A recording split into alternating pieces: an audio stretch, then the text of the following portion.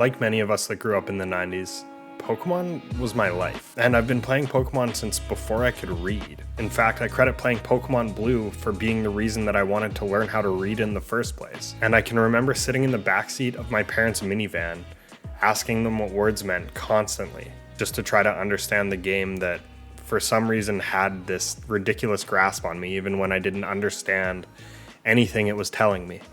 Pokemon Red and Blue were released in North America when I was 3. And to be completely honest, I don't remember a time in my life without Pokemon. One of my earliest childhood memories is my grandma taking me to Walmart to buy my brand new Game Boy Pocket and copy of Pokemon Blue. And in hindsight, those two things were two of my most prized childhood possessions. And over time, I ended up receiving Pokemon Red and Pokemon Yellow as well. And I would play the three of them constantly. Over and over, the same game, restarting files, trading Pokemon back and forth. I have no idea how I didn't get bored of it. And sure, I had a much more powerful Nintendo 64 sitting across the room, but there was something about the simple top-down black and white screen that had me hooked. And for every birthday and Christmas after that, that is all I wanted, was more Pokemon stuff. Pokemon toys, Pokemon clothes, Pokemon stickers. I didn't care, just give me anything Pokemon. I still have an old Pokemon vest in a keepsake box somewhere in storage. I would use those crappy little Game Boy lights to hide under my covers in the middle of the night and play Pokemon all night. I remember being 8 years old and getting a brand new blue Game Boy Advance SP, and wow, was that an upgrade. The beautiful backlit screen and the clamshell design, it was absolutely perfect. And what better to pair it with than a brand new copy of Pokemon Sapphire. Back then, my mom ran a day home, and most of the kids she babysat played Pokemon too. And so did my neighbors and everybody I went to school with. It really seemed like Pokemon was absolutely everywhere. And then we moved. I was going to a new school and I didn't know anybody.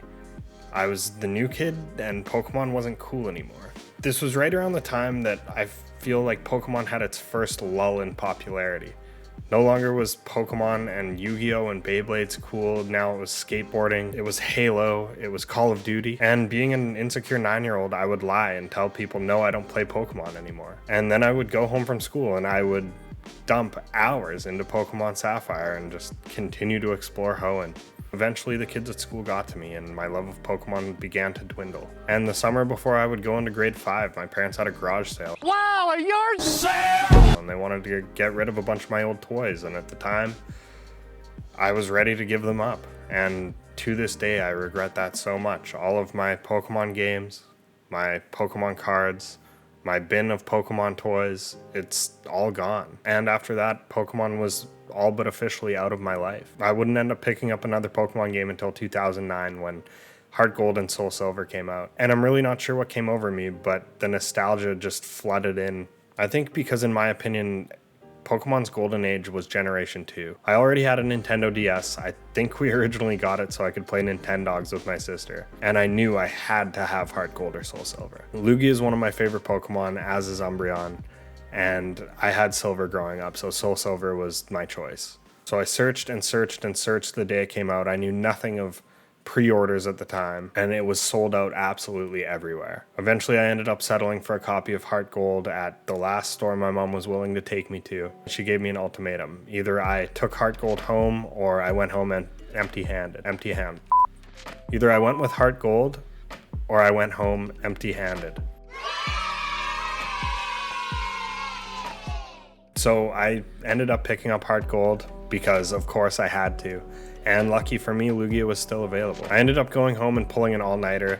I ended up beating the game in under 48 hours. And to me, playing Pokemon Heart Gold for the first time is probably the greatest experience of playing Pokemon I've ever had. And in my opinion, it's the best Pokemon game that's ever been released. Since that fateful day in 2010, I have fallen back in love with the franchise. I bought the entire Indigo League box set DVD, I have an Umbreon tattoo on my back, and I made sure to purchase at least one game from every generation from Gen 4 onward, up until Sword and Shield. I'm not sure what happened, but something about Pokemon entering true 3D really rubbed me the wrong way. I didn't end up picking up Legends Arceus, and I still haven't tried it. I still haven't tried Scarlet and Violet. I looked at their atrocious release and hoped they would fix it quickly, but it seems like it's still having problems, so I'll probably just continue to kick those down the road too. So what is this video really about, other than me waxing poetic about a childhood that I'm certainly viewing through rose-colored glasses? Well, I think it's about time we return to my roots. I'm going to restart my collection, starting with Pokemon Blue, working my way up all the way to Pokemon Violet. I want to own every mainline Pokemon game.